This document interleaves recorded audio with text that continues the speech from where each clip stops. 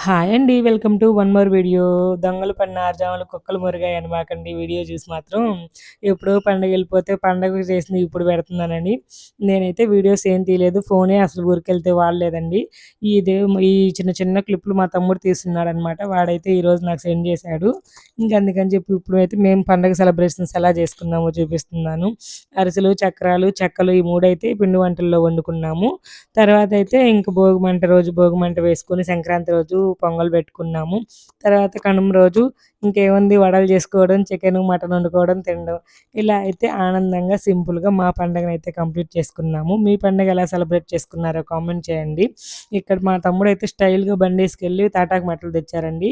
మేమైతే మా చిన్నప్పుడు కొడవలు తీసుకెళ్ళి చిన్న చిన్న తాటి చెట్లు ఉంటాయి కదా! ఆ తాటి చెట్లు చిన్న తాటాకు మట్టలు కొట్టుకొని ఇంటికి తెచ్చి మిద్ది మీద అండేసుకొని భోగి మ అదే భోగి పండగ రోజు ముందు రోజు మళ్ళీ మిద్ది మీద నుంచి అన్నీ కిందకి తెచ్చి అరుగు మీద పెట్టుకునేదాన్ని. వీడు మాత్రం ముందు భోగి పండగ ముందు రోజు బండేసుకెళ్ళి ఎండిపోయిన తాటాకు మట్టలైతే తీసుకొచ్చి ఇంక అరుగు మీద పెట్టేశాడు. తెల్లవారుజామున ఇంకా మేమైతే భోగి మంట వేసుకున్నాము. మా చిన్నోడు భలే ఎంజాయ్ చేశాడనమాట.